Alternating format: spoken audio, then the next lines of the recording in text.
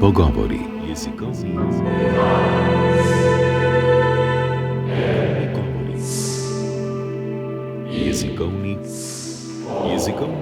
Jezikovni pogovori.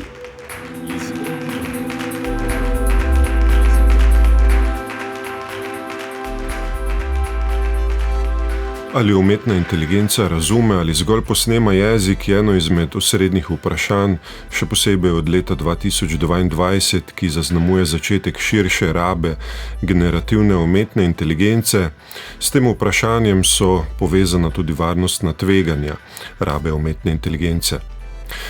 Novo odkritje raziskovalcev Kalifornijske univerze Berkeley pa nakazuje, da je umetna inteligenca zmožna rekurzije v jeziku, metajezikovnega sklepanja in zato tudi nekakšnega razumevanja jezika. Gost oddaje je dr. Gašper Beguš, docent na Kalifornijski univerzi Berkeley, ki nam bo pojasnil to odkritje. Dober dan. Dober dan. Ja, kaj ste odkrili študenti in sodelavci?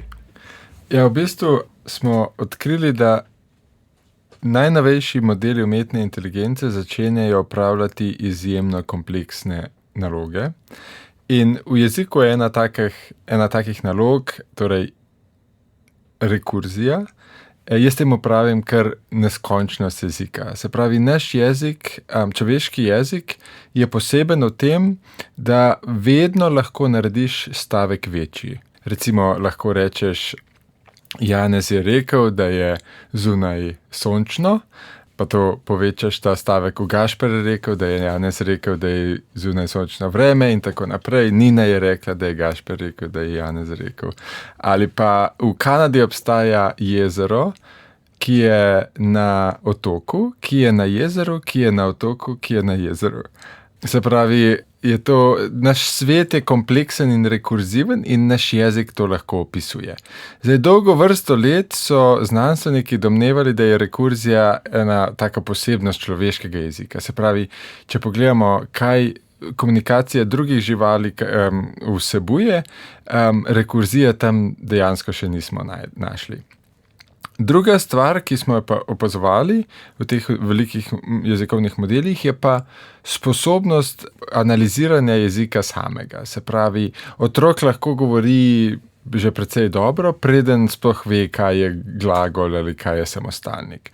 Tako da v bistvu testiramo meje sposobnosti teh nevronskih mrež in ugotovili smo, da te najnovejši modeli te dve nalogi opravljajo odlično, kar je zelo presenetljivo. Dolgo vrsto let je veljalo, da jezikovni modeli, čeprav so trenirani na jeziku, ne znajo analizirati jezika in ne znajo te posebnosti, te neskončnosti jezika, te rekurzije. In v bistvu se nakazuje na to, da naš svet je seveda kompleksen in naš jezik opisuje to kompleksnost. Mi smo na neki točki sposobni opisati precej kompleksne pojave v svetu in opažamo, da pač umetna inteligenca začenja to sposobnost dobivati, kar je zelo pomembno stališča tega, v bistvu, kaj jezik je, kaj je unikatno človeškega na našem jeziku in v bistvu, katere so lastnosti, ki jih lahko že najdemo pri umetni inteligenci, ki jih ne najdemo v živalskem jeziku oziroma v komunikaciji živalih. Temeljno vprašanje, torej, ki si jih zastavlja človek že od nekdaj, ne? In gotovo ne ponujajo preprostih odgovorov, ampak vendarle, ne, kaj vas je prepričalo, da pri tej rekurziji, ki jo procesira ali proizvaja umetna inteligenca, ne gre zgolj za posnemanje rekurzije ali posnemanje jezika?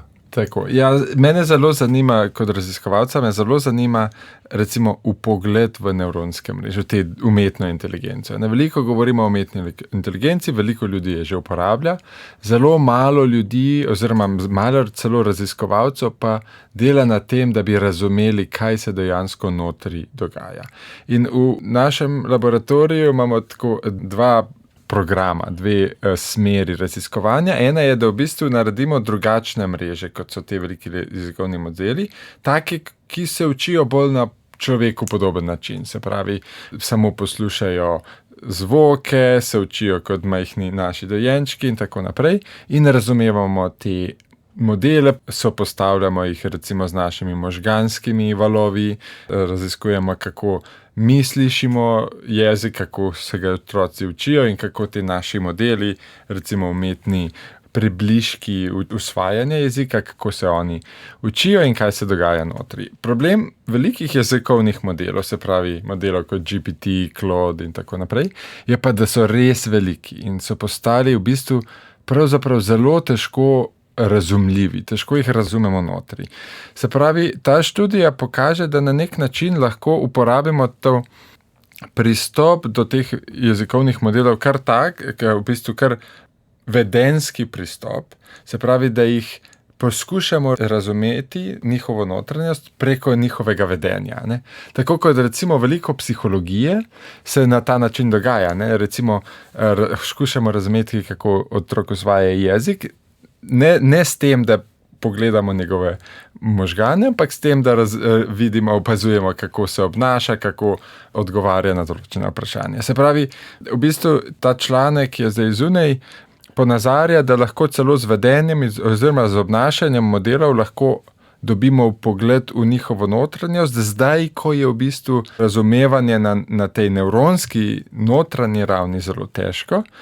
In zakaj sem bolj prepričan v to, da v bistvu je nekaj več kot samo produciranje nekih podatkov v teh modelih, je v bistvu, da smo vprašali model ne samo naj nekaj v jeziku naredi, se pravi ne samo, da producira, da generira rekurzijo, ne samo, da recimo prebere angleški stavek in pove, a obstajata dva pomena za stavek, ampak da dejansko nariše strukturo tega stavka. Se pravi, jezikoslovci so že vrsto desetletij mislimo, da je naš jezik zelo strukturiran.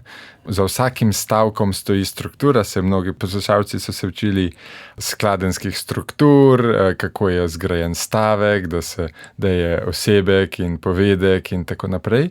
No in v bistvu v zadnjih letih se je ta jezikoslovna teorija precej razvila in dejansko so naši modeli risali natančne skladenske strukture, ki so primerljivi s tem, kako bi recimo stavek analiziral nek doktorski študent.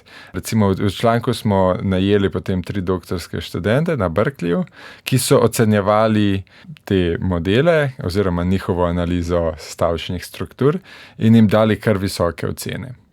Tudi vi ste jim dali visoke ocene? Ja, jaz se nisem kot avtor študije potem ukvarjal, nisem ocenjeval, ampak absolutno so me presenetili. In obstaja neka anekdota, da je to sem v bistvu o tem še preden je bil članek objavljen, sem o tem poročal na socialnih omrežjih in na Berkeleyju je en predmet, ki se mu reče procesiranje naravnega jezika, se pravi, kjer se študenti učijo o velikih jezikovnih modelih in profesori se vprašali, kaj je najljubša stvar, ki jo GPT še ne zna. In je rekel, ne zna analizirati stavčnih struktur, pa mu je potem en študent rekel, ste mogoče videli ta tweet, kjer Gašper pokaže, da dejansko modeli že znajo analizirati stavčne strukture. Torej, precej nas je presenetilo to.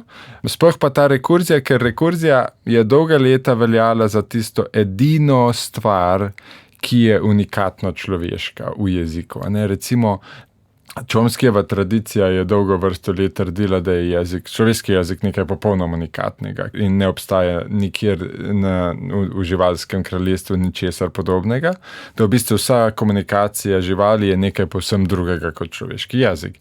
To seveda mnogi dvomijo v to, vključno z mano. Je pa tako, da v bistvu, če namesto tega, da se kregamo o tem, ali imajo živali jezik ali ne, pogledamo, kakšen človeški jezik je in kaj od tega, kar mi imamo, katere lastnosti človeškega jezika so prisotne tudi v drugih živalskih komunikacijah, potem vidimo, da je precej malo unikatno človeškega. Se pravi, operiranje s simboli. Živali so sposobne recimo sporočati o neki stvari, ki ni trenutno prisotna. Veliko stvari se je pokazalo, da so živali sposobne. In rekurzija je ostajala ena takih redkih stvari, ki je bila unikatna človeška, tako da pokazati, da je ta lastnost, ta najbolj zanimiva mogoče lastnost jezika, se lahko pojavi tudi v velikih jezikovnih modelih, je kar presenetljiva. In veliko vprašanje ob tem presenetljivem odkritju je, na kakšni ravni je ta rekurzija pri umetni inteligenci v primerjavi s človeško. Mogoče ne, če bi doktorski študent ocenjeval, kako bi nek drevesni diagram narisal človek ali pa umetna inteligenca, ne, v kolikšni meri bi se razlikovala, verjetno je težko neposredno sklepati iz tovrstnih risb, ali kako? Ja, vedno je, če delaš to vedensko razumevanje umetne inteligence, se pravi, če poskušaš razumeti, kaj je umetna inteligenca se je naučila, na podlagi vedenja je vedno nek posreden dokaz, ki ga imaš. Se pravi, vedno je bolje pogledati v možgane ali pa pogledati v te povezave med umetnimi nevroni in to razumeti, ampak kot pravim, to delamo na manjših modelih, ki so bolj podobni učenju jezika pri malčkih, na teh velikih modelih pa opažamo, da začenjajo modeli postajati drugačni od nas. To je zelo zanimivo. Se pravi, večji, ko je model umetne inteligence, večji, ko je velik jezikovni model, v bistvu manj podoben postaja nam. Kar je dobro in slabo. Ne? In tudi pri rekurziji se je pokazalo, da določene stavke ljudje precej težko razumemo. Že recimo, če predolg stavek povem, ga bo moj sogovornik težko razumel. Recimo, v angleščini lahko rečeš nekaj takega kot sestrin stričev brat, ali pa brat od sestre, od nečaka, in tako naprej. Ne? Take stavke je težko razumeti, medtem ko umetna inteligenca te stavke začenja zelo z lahkoto razumevati in jih razvozljavati. In v bistvu se je začelo kazati, da večji kot so modeli, dejansko postajajo različni. Kar sem že omenil, je dobro, ker nam lahko pomagajo pri raznih odkritjih. To je nekaj, se pravi, ustvarili smo neko inteligenco, ki ni biološka in z tega stališča ni omejena na to, kaj mi vidimo, kaj je nam pomenljivo, kaj je nam pomembno, ampak lahko pomaga pri odkritjih stvari, ki jih mogoče ljudje ne bi z lahkoto odkrili. Po drugi strani pa je seveda problem, ker nekaj, kar težko razumeš, težko kontroliraš. In v bistvu zdaj so že napovedi oziroma že poročila, da so določeni modeli, najboljši modeli, že dobili zlato medaljo recimo na matematični olimpijadi in res postajajo ti modeli tako inteligentni, da je potrebno začeti razmišljati o tem, kaj to pomeni za prihodnost, in z tega stališča je razumevanje ključno. Se pravi, to vedno ponavljam, raziskave v smeri razumevanja, kako ti modeli delujejo, kaj se dogaja znotraj modelov, vse to je podobno kot kaj se dogaja znotraj naših možganov, ne? So izjemno pomembne in nam bojo pomagale pri odkrivanju novih stvari, pa tudi pri tem, da v bistvu reguliramo to inteligenco in jo naredimo varno za človeka. Težko bomo predvideli, kako se bo umetna inteligenca obnašala, vedla, kakšne odločitve bo sprejemala v določenih okoljih, to želite povedati. Ne? Torej je še več razlogov, ne? Da umetne inteligence ne vključimo v sisteme, kjer so varnostna tveganja. Absolutno. In zdaj varnostna tveganja, se pravi, varnostna tveganja se vedno od njih razmišlja tudi z stališča kompetitivnosti, nekako konkurenčni bomo. In seveda v globalnem svetu so tekme velike in zdi se mi, da v mnogih področjih bo umetna inteligenca uvedena zaradi tega, ker bo to pomenilo veliko konkurenčnost na globalnem parketu. Po drugi strani pa moramo opozarjam sam, da moramo biti zelo previdni, predvsem na področju odločanja, se pravi na področju politike in prava. Tam je ta, bi rekel, možnost, da umetna inteligenca pripelje do prevelike centralizacije moči posameznikov oziroma skupin, ki bi lahko kontrolirali te tehnologije, zelo velika, in mislim, da se bomo tudi kot družba morali na nek način pogovoriti. Zdaj organiziramo razne delavnice tudi iz tega stališča. Dejansko postaja to vprašanje, kaj bo z družbo in kaj umetna inteligenca prinaša za družbo, zelo pomembno. In tudi zanimivo je, zdaj ta umetna inteligenca postaja tako dobra, da so določene naloge, ki so včasih bile zelo visoko cenjene in drage in težko izvedljive, recimo narediti računalniški program, ki nekaj izvede, postale precej lažje. In se pravi, nikoli v zgodovini ni bilo tako enostavno nekaj narediti. Vprašanje je pa, kako si nekaj dobro zamisliti. Prihajamo v svet, kjer bo pomembno zamisliti si dobre stvari, izvesti jih pa ne bo tako težko. In mislim, da je potrebno veliko pogovorov v družbi, da imamo veliko pogovorov v družbi o tem, kaj je dobro, kam spustiti umetno inteligenco in kje ohraniti človeško v bistvu noto. In mislim, da ta področje politike, prava, odločanja, zakonov je eno najbolj pomembnih področij, kjer mislim, da moramo ohraniti našo človeško kontrolo. Človek se je zelo izkazal na področjih, kjer je odgovarjal na vprašanja kako, manj pa na področjih, kjer je odgovarjal na vprašanja zakaj. Ne?